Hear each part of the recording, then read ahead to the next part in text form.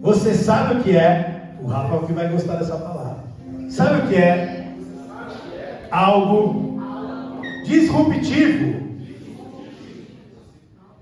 Vou dar um exemplo que vai matar.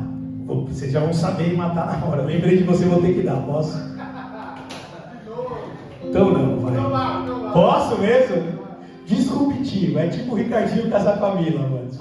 É algo que não dá para esperar. Foi boa, foi boa. É Deus, é isso. Mas a pronúncia, na verdade, a explicação, o dicionário diz que é algo que provoca ou pode causar disrupção, que acaba por interromper um segmento normal do processo irruptivo, suspensivo, que tem capacidade para romper ou alterar algo que rompe. Ela é uma palavra muito usada no dia a dia. E todos nós aqui usamos empresas que são disruptivas. O Uber, por exemplo, foi algo disruptivo, ninguém acreditava, vai dar certo, não vai. Os taxistas queriam matar os Uber, e não sei o que, e salvou a vida de um monte de gente, trabalha até hoje, paga as contas com o Uber. Mas foi disruptivo, surreal. Se você pensasse alguns anos atrás, eu vou estar lá em casa, vou pegar um aplicativo, vou ter uma carona remunerada, vou pagar para alguém me dar carona, vou pagar para alguém me levar até ali, muito mais barato que o táxi. Ninguém acreditaria. Quem aqui usou o guia? Levanta a mão, não tenha vergonha, vai lá. Pouca gente, só tem jovem, né? Quem não sabe o que é guia? Quantos anos você tem?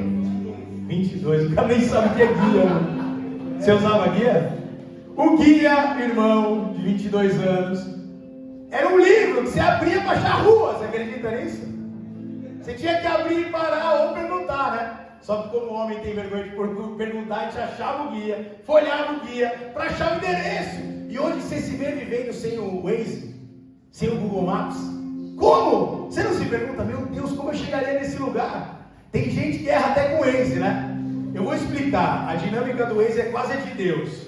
Não adianta você teimar. Você fala, não, meu caminho é melhor. Você vai perder tempo.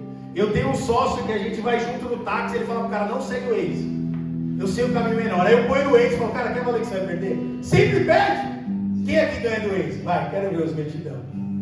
Daniel quase levantou a mão, né?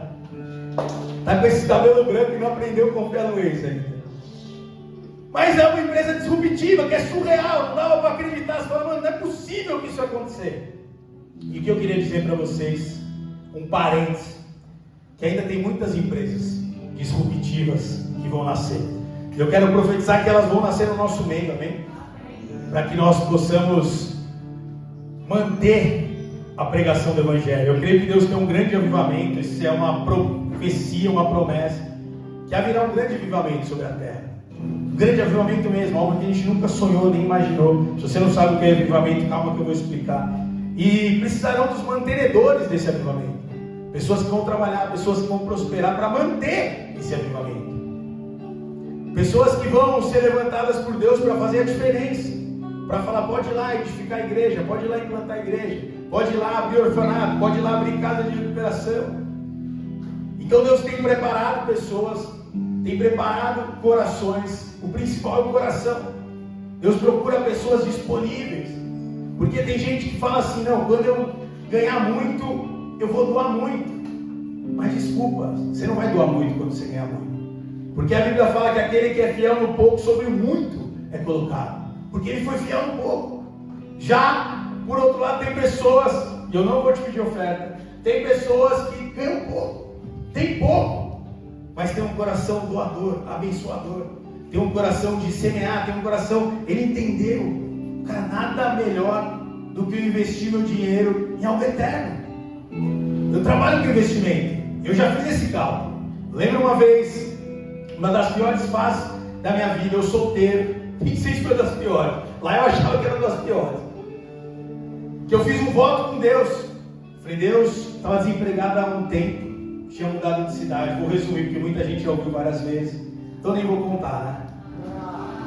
Outro, tá? Obrigado, Ricardinho, por causa de você eu vou contar. E aí eu falei, Deus, olha o voto de todo, se o Senhor abrir uma porta para mim, o primeiro salário é seu. Eu sei lá, estava um ano sem trabalhar. E aí eu consegui um emprego. Fala, glória a Deus! Glória a Deus!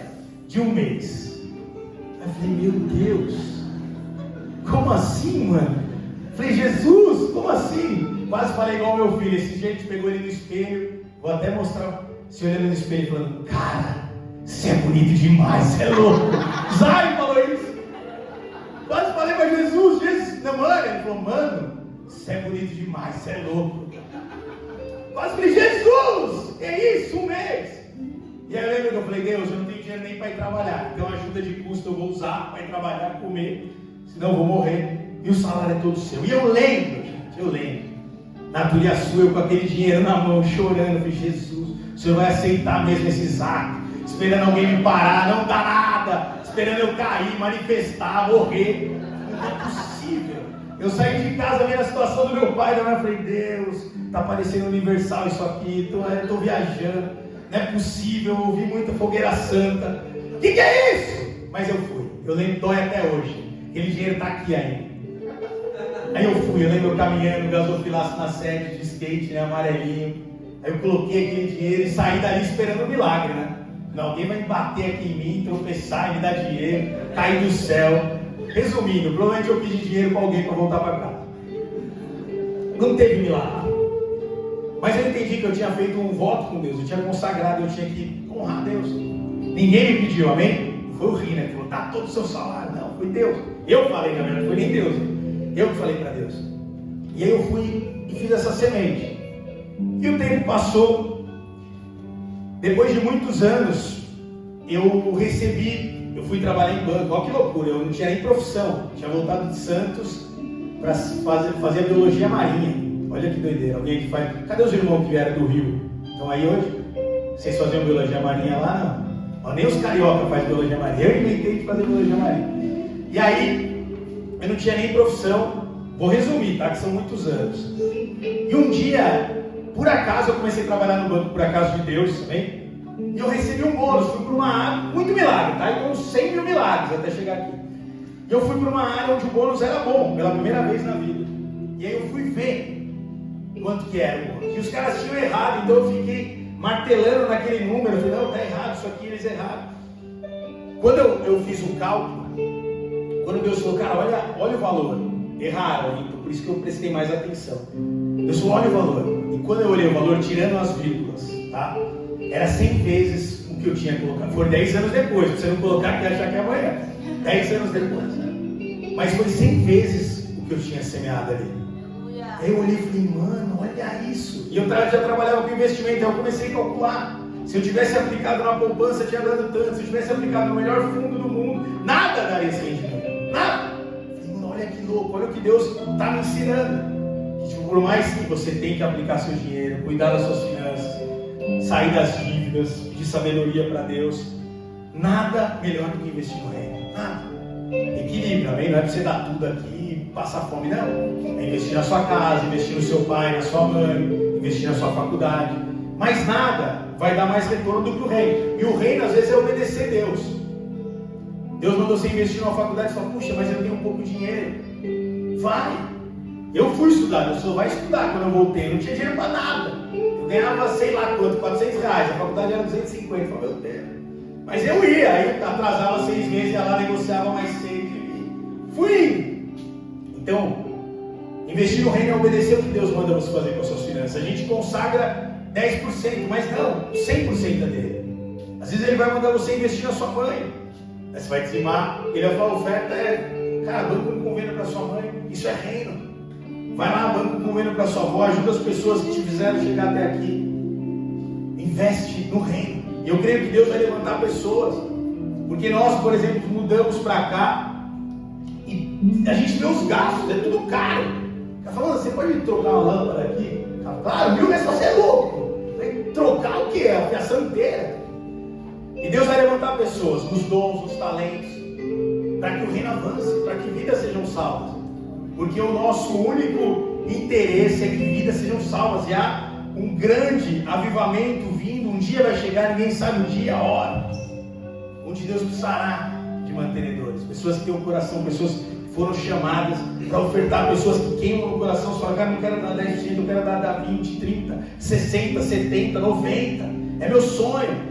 Uma história do Colgate, cara cristão, Deus, o Senhor me abençoar, eu vou dá 20% ao mês. Ele morreu dando 90% da renda dele para a obra de Deus e para associações.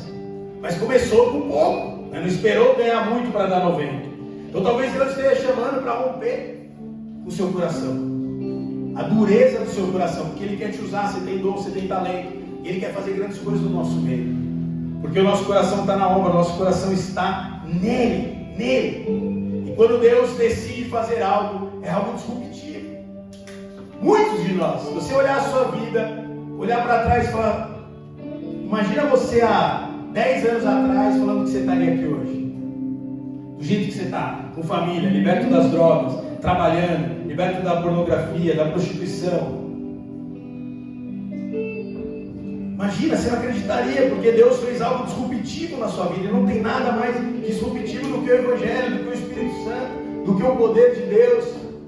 Neemias tinha uma obra gigante, ele falou, quero conseguir concluir, porque a mão poderosa de Deus estava comigo. E eu quero profetizar sobre nós que nesse ano de 2023, a mão poderosa de Deus estará conosco. Se o nosso coração estiver nele, nosso coração estiver totalmente nele, Ele estará conosco, a mão poderosa dele estará conosco.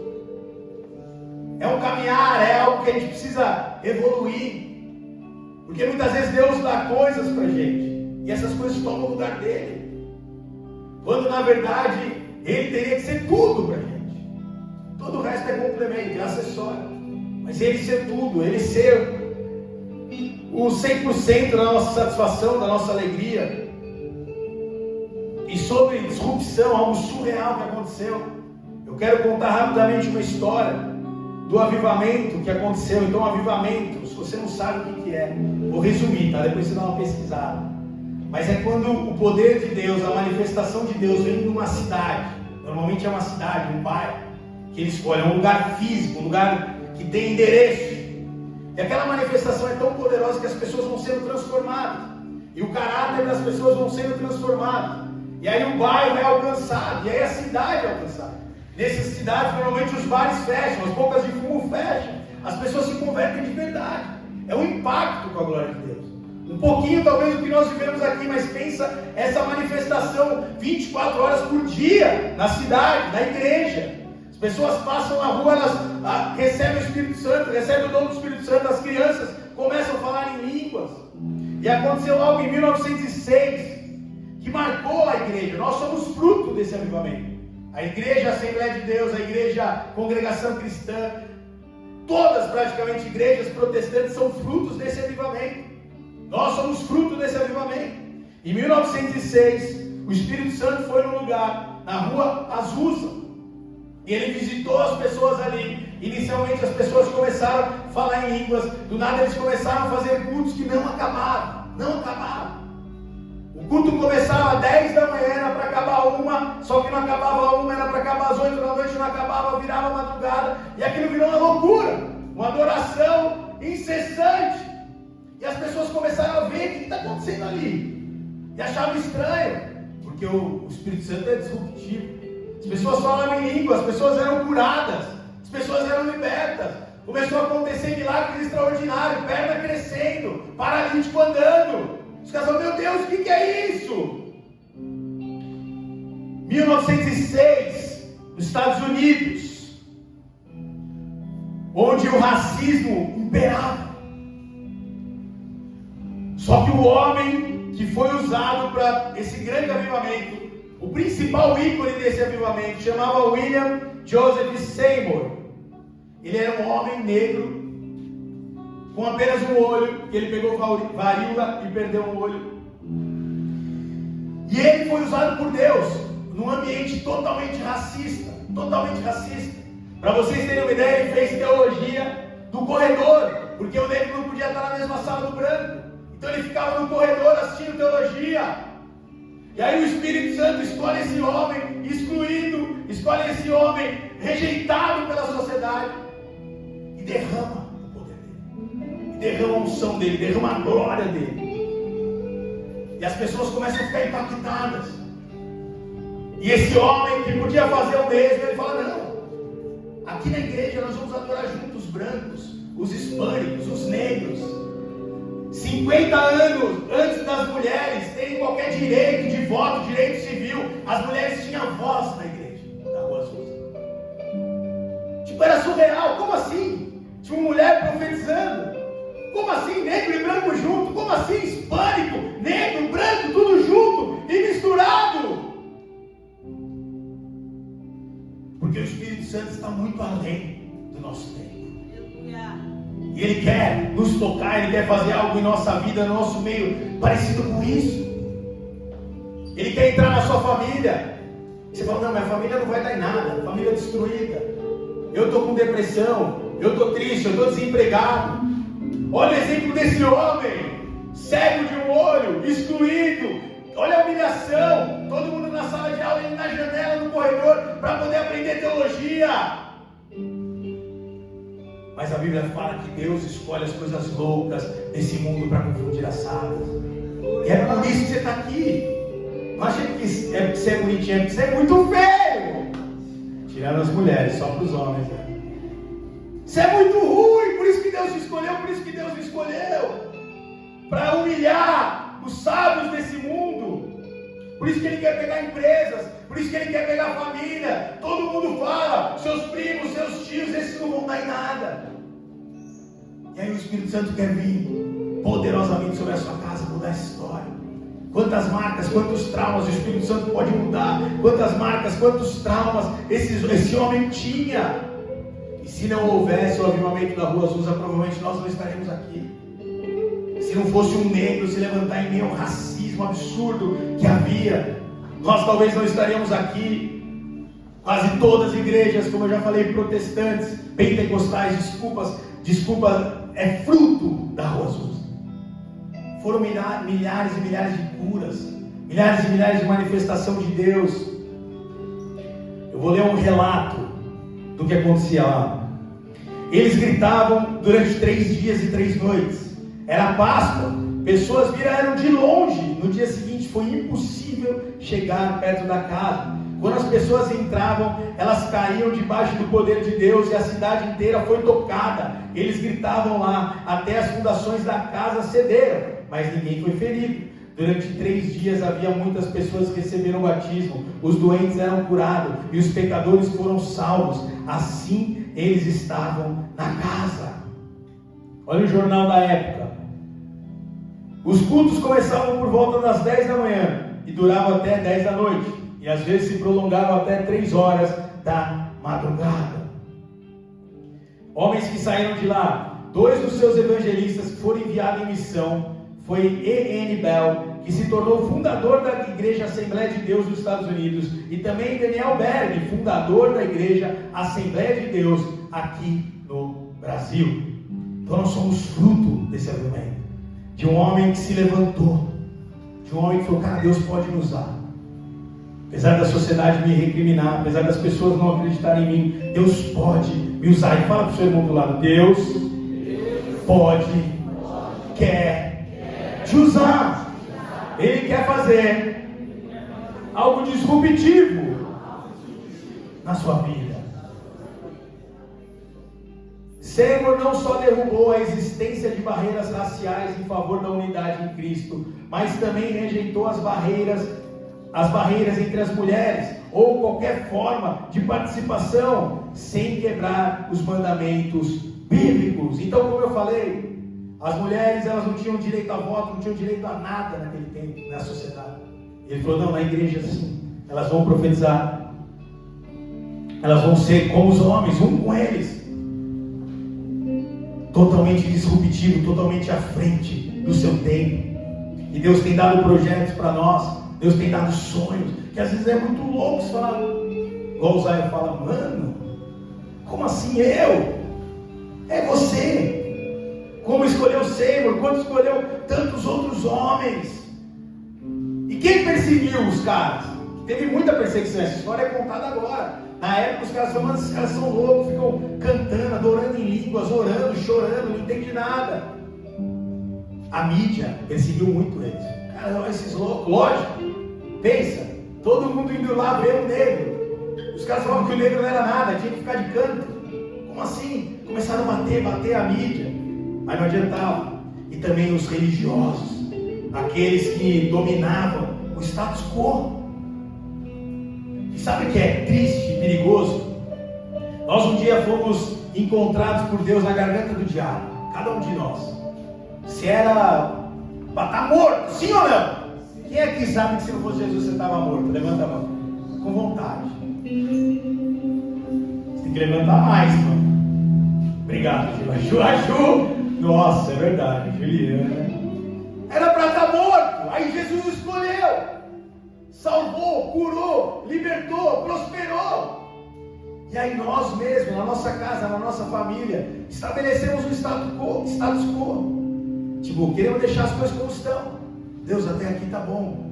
Eu tenho minha posição, eu tenho o que eu queria, eu tenho o que eu orei. Foi o que aconteceu. Os religiosos da época começaram a perseguir os caras. Alguns, amém? Porque eles queriam que as coisas continuassem como estava. E você muitas vezes quer que as coisas na sua casa continuem como está, mas o Espírito Santo não quer. E aí você tem duas coisas a fazer: ou desistir e continuar vivendo a sua vida, ou deixar ele romper o que tem que romper e fluir no rio que ele tem para você. Tem que deixar acontecer. Falar: Espírito Santo, é isso que o Senhor quer fazer. Vai ser difícil, vai ser duro, mas eu vou obedecer. Nós nos acomodamos. Há um risco muito grande nisso. Davi, guerreiro, quebrava tudo, do nada ele acomoda, falando: não vou mais para a guerra, vou dormir até meio-dia, assistir Goonies na sessão da tarde. Quando ele se viu, ele estava em cima de uma mulher. Você acha que eu e você somos melhor que ele? Não! Davi se acomodou, colocou as medalhas, colocou os troféus. E ficou lá esperando a morte chegar, igual Raul Seixas. Chegou mesmo. E assim conosco, se nós nos acomodarmos, se nós falarmos: não, Deus, para mim está bom.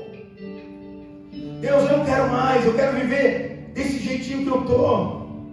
Ele fala: não, mas tem vidas para ser alcançada, tem família para ser alcançada, tem recursos que precisam ser destinados, tem vidas que precisam ser salvas. Para de olhar só para o seu umbigo.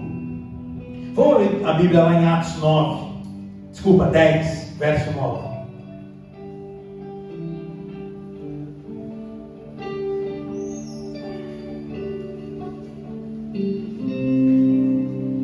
Eu vou ler até o verso 16. Se aqui não trouxe Bíblia, pode acompanhar aí na televisão. No dia seguinte, por volta do meio-dia, enquanto eles viajavam e se aproximaram da cidade, Pedro subiu ao terraço para orar. Tendo fome, queria comer. Enquanto a refeição estava sendo preparada, caiu em êxtase. Viu o céu aberto e algo semelhante a um grande lençol que descia à terra, preso por 4 pontas, contendo toda espécie de quadrúpedes, bem como de répteis da terra e aves do céu. Então uma voz lhe disse: levanta, Pedro, mata e come. Mas Pedro respondeu: de modo nenhum, Senhor, jamais comi algo impuro ou imundo. A voz lhe falou outra vez: não chame impuro aquilo que Deus purificou. Isso aconteceu 3 vezes. Então em seguida o lençol foi recolhido para o céu. Não sei se você conhece essa passagem, mas o contexto é: Jesus tinha subido ao céu, dado dons aos apóstolos e aqueles que estavam ali reunidos. E eles estavam pregando o Evangelho, mas eles pregavam o Evangelho aos judeus. Eles não pregavam a nós, os gentios. Eles pregavam aos judeus.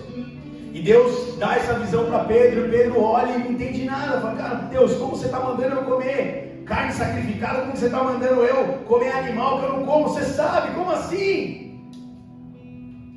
Pedro estava vivendo ali uma fase maravilhosa, né? Curas, milagres, prodígios. E Deus está falando: Pedro, você acha que está bom? Você acha que está legal? Mas tem mais. Tem mais. Vocês não entenderam direito. Eu vim para pregar para as ovelhas perdidas de Israel, mas vocês vão para a Judéia até os confins da terra. Pedro estava de boa, só com um pouquinho de fome. Mas do nada veio o lençol e transforma, transborda, atrapalha, entre aspas, a vida de Pedro. Pedro não entrava na casa do gentil. Você vê, continua lendo a Bíblia lá em Atos, você vai ver que o Espírito Santo fala: vai para esses caras. Vai para esses caras. Então ele entende: puxa, essa visão quer dizer que eu tenho que ir entrar na casa de um gentil, um judeu. Não entrava na casa de um gentil, vamos chamar de um ímpio hoje, um pecador. Ele não entrava. Então é algo surreal para Pedro, algo disruptivo. Ele fala: Deus, não tem nada a ver, não combina. Mas ele não estava entendendo o que Deus queria fazer. Ele não estava entendendo que Deus tinha grandes coisas por evangelho, que não tinha só a ver com ele. A gente acha que tudo tem a ver conosco. Não tinha só a ver com ele, tinha a ver com o plano de Deus. Tinha a ver com o plano completo de Deus, que era alcançar eu e você. Se Pedro não tivesse ido lá à casa de Cornélio, talvez eu e você não estaríamos aqui. Porque ali ele entendeu, o evangelho tem que ser pregado também aos gentios. O evangelho tem que ser pregado para todo mundo, em Itapecerica, Capão Redondo, Valo Velho, em todos os lugares. O evangelho precisa ser pregado até os confins da terra. Teve que romper com a estrutura mental, romper com os costumes. Eu andou com Jesus. Será que não dá para entender que Jesus se relacionava ali, tinha contato com publicanos, tinha contato com a mulher Felícia, com a mulher samaritana? Mas ele não entendeu. E Deus dá uma visão para ele. E ele vai lá. Isso é muito louco. Ele começa a pregar na casa desse cara. E ele estava pregando do nada. Quando ele prega, ele foi lá achando que ia fazer uma bela pregação. Ele está pregando, o Espírito Santo vem sobre os caras. Todo mundo começa a orar em línguas. Ele fala, mano do céu. Ele não falou isso, né? Com certeza. Mas ele falou, o que está acontecendo aqui? Eu não podia nem entrar na casa do gentil, nem ter o Espírito Santo veio, batizou todo mundo. Está melhor que os judeus, ficar questionando. Os caras já estavam no replé, pá, rodando. Meu Deus! Até que Pedro volta para Jerusalém. Os caras querem matar ele. Pedro, você entrou na casa do gentil, está tirando. Fala, não, calma, deixa eu explicar. Eu entrei lá e o Espírito Santo veio. Eu entrei lá e o poder de Deus veio. E se o poder de Deus vem, quem somos nós para não aceitar eles? Se o Espírito Santo tocou eles, se o Espírito Santo batizou eles, quem somos nós para não aceitá-los? E aí eles entendem. Não, o Evangelho vai ter que ser pregado para todo mundo. Por isso que eu e você estamos aqui. Pois vem Paulo, né? E toma o cajado e segue. Mas Deus se revelou a Pedro, algo disruptivo, algo novo, algo surreal. E o Espírito Santo age assim, é de repente. E fala, é isso, é agora. É só você ver a primeira manifestação do Espírito Santo numa comunidade. Foi em Atos 2, abre lá, Atos 2, 1 a 6.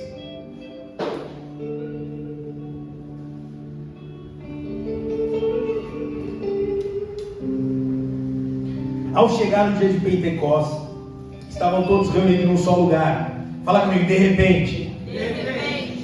Veio um som do céu, como de um vento muito forte, e encheu toda a casa no qual estavam assentados. E viram o que parecia como língua de fogo, que se paravam e pousaram sobre cada um deles. Todos ficaram cheios do Espírito Santo e começaram a falar em outras línguas, conforme o Espírito capacitava. Havia em Jerusalém judeus devotos a Deus, vindos de todas as nações do mundo. Repete comigo, todas as nações do mundo. Ouvindo-se o som, ajuntou-se uma multidão que ficou perplexa, pois cada um ouvia falar em sua própria língua. Aqui não fala que eles falaram a língua dos anjos, que eles oraram numa língua que edifica a si mesmo, que é um dom do Espírito. Não, aqui ele orava a língua das pessoas que estavam ali. É como se nós começássemos a orar aqui, um barulho muito grande vem e eu começo a orar em inglês, outro em francês, outro em italiano, e começaram a falar outras línguas. Primeira escola de idiomas do mundo, para todos os idiomas do mundo. Surreal! Os caras falam, esses caras estão bêbados, estão muito loucos. Eles falam, mas como que ele está muito louco falando minha língua? Mistério de Deus. Como que ele pode estar muito louco falando coisas de Deus na minha língua? Esse cara não fala a minha língua. Porque o Espírito Santo ali, ele rompeu com toda a estrutura. Ele rompeu. E ali Pedro ainda não tinha entendido. Pô, por que falar todas as línguas? Porque Deus ia enviar eles a todas as nações, até os confins da terra, até onde precisasse chegar, e como chegou, e ainda precisa chegar, até os confins da terra. E Deus pode fazer isso conosco, Deus quer fazer isso conosco. Nos dá línguas, nos dá linguagem, nos dá ideia, coisas disruptivas na nossa família. Minha família nunca prosperou e você prospera. Minha família nunca saiu desse pecado e você sai. Minha família nunca venceu e você vence. Mas Deus conta com você. E se Pedro falasse, sai fora, vou nada, pois vou arrumar um OBO lá com os judeus, vou entrar na casa do gentil, vou ter que voltar para Jerusalém apanhar, não vou. Quantos de nós já não fez isso? O Espírito Santo falou, vai meu, paga o preço. Que eu? Nem é pau, Juvenal. Não, chama outro. Imagine se ele tivesse falado, fecha o lençol que eu não vou comer nada impuro, Deus. Cada um com seus problemas, eu não vou. Teve que andar ainda, estava com fome. Os caras chegam, eu estou de boa aqui, pai, agora que saiu a comida. Chega os amigos de Cornélio, ainda teve que dividir a comida dos caras. Não, tá tirando. Não tem irmão que chega só na hora da comida, parece que sabe, né? Né, Ricardinho? Não, estou te falando, porque tem irmão que é assim, não é você. Chega só na hora da comida. Eu lembro que meu pai era muito engraçado, né? Ele zoava demais. Aí tinha uma tia minha, quando minha mãe estava falando no telefone, tô indo aí em casa, ele já falava, mano, esconde as comidas, zoando. Esconde tudo no pé, mas ficava doido. Mas tem irmão que é assim, os irmãos de Cornélio chegaram lá, os funcionários. Paulo, eu sei que você está de boa, em êxtase, na brisa do Espírito Santo, mas vamos andar com a gente até ali, que você vai entrar na casa do gentil, vai arrumar um problemão para sua cabeça. Qual de nós tinha ele? Qual o problema Deus te deu? Falou, esse não, Deus. Essa pessoa, Deus me livre, cruz credo, bateu até na madeira. O propósito que Deus te deu, o chamado que Deus te deu, o ministério que Deus te deu, é muito para mim, Pai. É muito além do que eu imaginava, do que eu sonhava. E Ele quer transformar. Ele quer transformar as nossas rotinas. Ele quer transformar a nossa vida, a nossa história. Eu creio que o Espírito Santo está aqui nessa noite, querendo romper. Disruptivo é algo que rompe, algo que quebra as barreiras, algo que quebra os grilhões, quebra as correntes. É Gabriela, né? Eu nasci assim, vou morrer assim. Não é Gabriela que fala? Tem ninguém na minha idade. Olha aí, você manja essa, não é? Não é esse ditado, né, Gabriela? Eu nasci assim, vou morrer assim, não é isso o ditado? Me ajuda aí, gente. É uma música? Canta aí, então, tô brincando. Você gosta, né? Você já ia pegar o pandeiro, né? O pandeiro do Gerson ali. Você está escondidinho aí, né, Lê? Quietinho. Tá no culto porque não tem jogo, né? Tô brincando. Olha, é um testemunho lindo, viu, gente? Independente.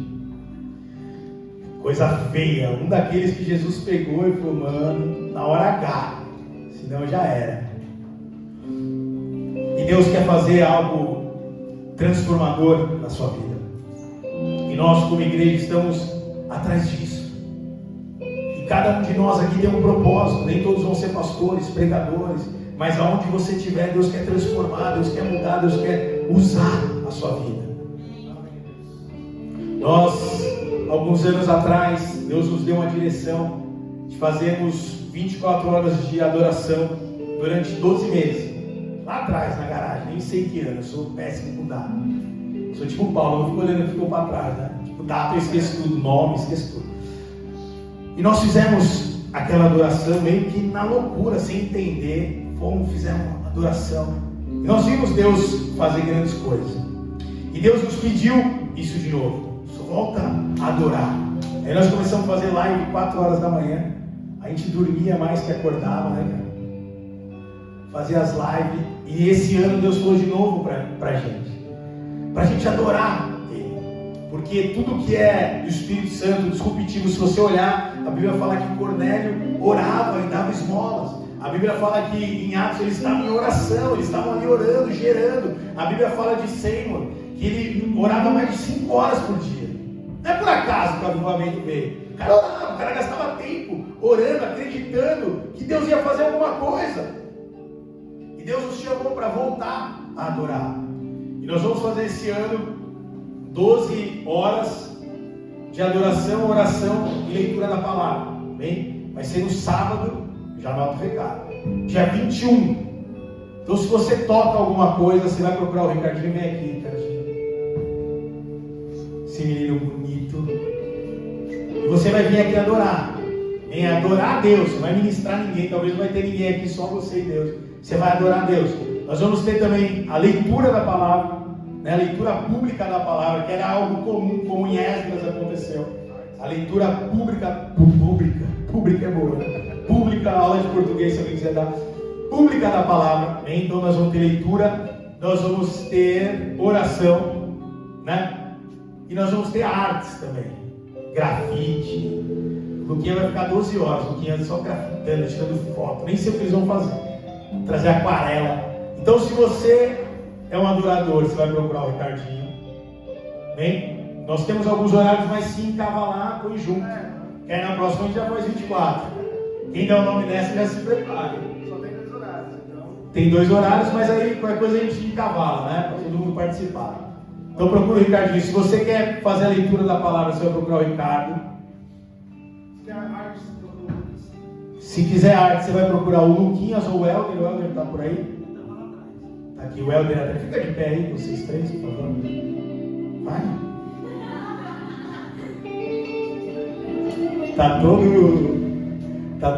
Fica de pé, mano, calma. Nós temos na igreja um ministério que a gente chama de ateliê coletivo.